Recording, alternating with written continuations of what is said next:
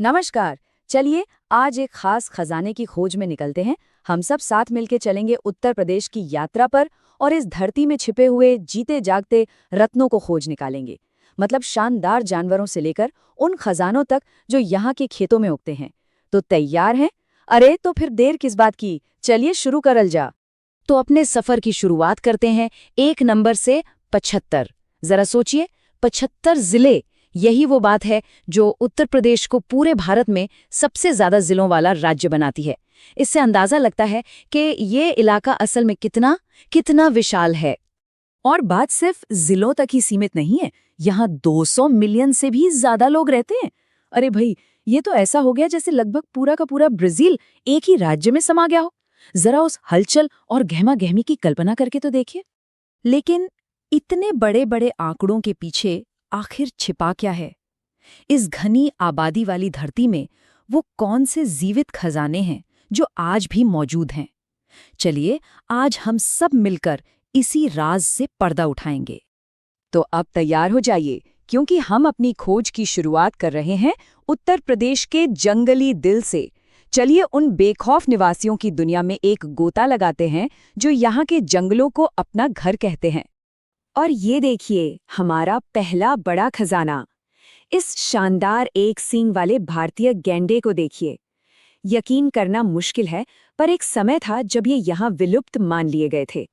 लेकिन संरक्षण की कोशिशों की वजह से ये वापस आ गए हैं और आज यहाँ खूब फल फूल रहे हैं। क्या कमाल की कामयाबी की कहानी है। लेकिन रुकिए, ये गैंडा यहाँ अकेला नहीं है। राज्य के जो हरे भरे दलदली इलाके हैं ना, वहां हमें एक और सितारा मिलता है, बारहसिंघा, जिसे स्वॉम्प डियर भी कहते हैं। है ना ये एक बहुत ही खूबसूरत जानवर। लेकिन कहानी अभी खत्म नहीं हुई है। यहाँ के जंगलों और नदियों में तो भारतीय वन्यजीवों की समझिए पूरी महफिल बसती है।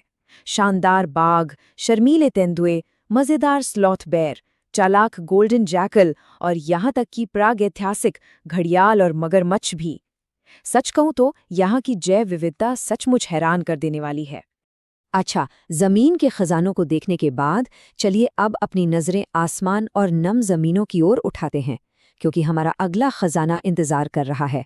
तो पंखों वाले दोस्तों के इस साम्राज्य में आपका स्वागत है। जरा एक पल के लिए रुकिए और इस नंबर पर गौर कीजिए, 550 से ज्यादा। हाँ, आपने बिल्कुल सही सुना। उत्तर प्रदेश में पक्षियों की इतनी प्रजातियां दर्ज की गई हैं। जो लोग पक्षियों से प्यार करते हैं उनके लिए तो ये जगह किसी जन्नत से कम नहीं है। और इन सभी पक्षियों के बीच एक खास सितारा है, सारस क्रेन। ये सिर्फ उत्तर प्रदेश का राज्य पक्षी ही नहीं है, बल्कि इसे वैवाहिक निष्ठा का प्रतीक भी माना जाता है। कहते हैं कि ये जोड़े जीवन भर एक दूसरे का साथ निभाते हैं। है ना ये बहुत ही खूबसूरत बात। जरा इन तस्वीरों पर एक नजर डालिए। इन रंगों की छटा को देखिए, चमचमाते किंगफिशर से लेकर शानदार पेलिकन तक। ये तो उस अविश्वसनीय पक्षी विविधता की बस एक छोटी सी झलक है जो यहाँ आपका इंतजार कर रही है। जंगली दुनिया से निकलकर अब हम उन खजानों की ओर चलते हैं जिन्हें इंसानी हाथों ने संवारा है। क्योंकि ये जमीन हमें सिर्फ जंगली जीव ही नहीं देती, बल्कि कुछ सबसे स्वादिष्ट फल और पौधे भी देती है जो इस क्षेत्र की संस्कृति और स्वाद में बहुत गहराई से बसे हुए हैं। और भाई, जब जमीन के उपहारों की बात हो तो आम को भला कैसे भूला जा सकता है। जैसा कि यहाँ लिखा है, उत्तर प्रदेश विश्व प्रसिद्ध आम की कई किस्मों की जन्मभूमि है। एकदम गजब। जरा इन मशहूर किस्मों को तो देखिए। दशहरी, जो इतनी मुलायम होती है कि बस मुंह में घुल जाए। फिर है लंगड़ा, जिसकी मिठास का तो कोई जवाब ही नहीं। और हाँ, चौसा, जिसकी खुशबू ही लाजवाब है। क्या कहते हैं, मुंह में पानी आ गया ना। लेकिन बात सिर्फ आम तक ही नहीं है। क्या आपने कभी काला नमक चावल के बारे में सुना है? इस अनोखे सुगंधित चावल का नाम इसके काले यानी काला छिलके की वजह से पड़ा है। वाकई इस इलाके का एक सच्चा छिपा हुआ रत्न। और इसी के साथ हम अपने खजाने की खोज के आखिरी पड़ाव पर पहुंचते हैं, घरेलू पशुओं का साम्राज्य। ये एक जीती जागती विरासत है जो हमें इस क्षेत्र के लोगों और जानवरों के इतिहास और उनकी अनुकूलन क्षमता के बारे में बहुत कुछ बताती है। 19 मिलियन अविश्वसनीय है, पर इस राज्य में इतने मवेशी रहते हैं। ये सिर्फ एक नंबर नहीं है, ये यहाँ की ग्रामीण अर्थव्यवस्था की रीढ़ है और अनगिनत परिवारों के जीवन का आधार भी। यहाँ एक बेहतरीन उदाहरण देखिए, केन कथा मवेशी नस्ल, बुंदेलखंड क्षेत्र का एक मजबूत, मेहनती जानवर, जिसका नाम केन नदी के नाम पर रखा गया है।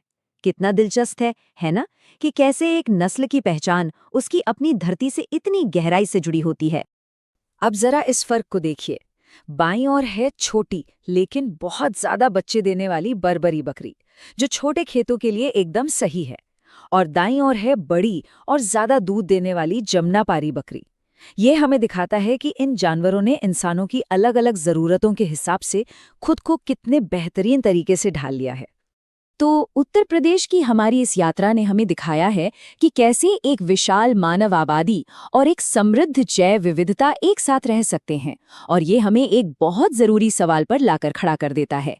इस दुनिया में जहां हम सब एक दूसरे के और करीब आ रहे हैं, साथ रहने की इस अनोखी कहानी से हम आखिर क्या सीख सकते हैं?